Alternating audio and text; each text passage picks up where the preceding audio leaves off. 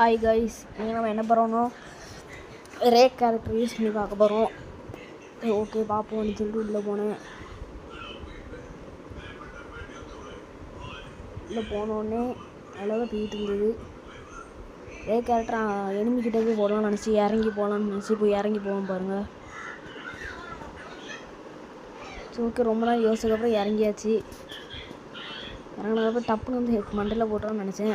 அப்படி இல்லை, எங்கேயா நின்றுட்டு தான் ரே கேரக்டர் போட்டுருவோம் நினச்சி இப்போ ரே கேரக்டர் போட்டேன். ஏதோ நீ போனது நான் என்ன அண்ணுன்னு தெரில.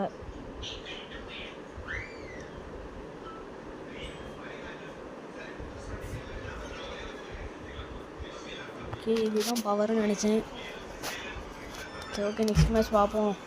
நெக்ஸ்ட் மேட்ச் எப்படியாச்சும் கண்டுபிடிச்சிடணும் அப்படின்னு நினச்சேன். ஓகே, இந்த மேட்ச் கண்டுபிடிச்சலாம் எப்படியாச்சு அப்படின்னு நினச்சி திருப்பி போனேன். இது என்ன பவர்னு எனக்கு சுத்தமாக தெரில. இந்த தடவை எங்கேயாச்சும் தூரத்தை வச்சு போட்டேன். ஏன்னா அது எனிமையை காமிச்சிது. எனிமையை காட்டுற பவர்னு நினச்சி எனக்கு தான் புரிஞ்சுது. ஏன்னா படுத்துட்டு உருண்டுட்டு இருக்கா, அட்டே போட்டு மண்டையில் போட்டுருன்னு நினச்சேன். ஹெட்ஷாட் போட முடியல. ஐயோ பாவம், அப்படியே படுத்துட்டாங்க. சரி ஓகே, நெக்ஸ்ட் மேட்ச் என்ன நடக்க போகுதுன்னு சொல்லிட்டு பார்த்துருக்குங்க. எந்த கண்ணு எடுக்கன்னு யோசிச்சுட்டு ஒரு கண்ணு மாட்டினது எடுத்துட்டேன். பாருங்கள், மண்டையில் போடணும்னு நினச்சி போகவே இல்லை. ஆனால் கடைசியில் மண்டையில் போட முடியல. நினச்சியா இங்கே வச்சே ஒரே கேரக்டர் போட்டேன்.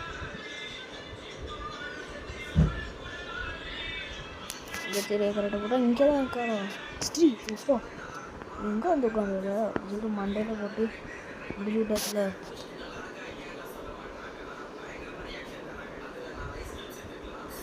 லாஸ்ட் மேட்ச்சுக்கு முந்தின மேட்ச் என்ன நடக்க போதும் பார்ப்போம். இந்த தாம்சன் வச்சு அழுத்து பிடிக்கணும்னு நினச்சி உள்ளே போகணும் பாருங்கள். இங்கே வச்சு திருப்பி அதேமாதிரி போன மேட்ச் மாதிரி செய்யலாம்னு நினச்சேன். போன மேட்ச் மாதிரி வச்சா எங்கே இருந்தா அடிக்கா, எங்கே இருந்து வந்தா பேயார் போல ஒரு வேலை போட்டு நொறுக்கி அடிச்சாச்சு.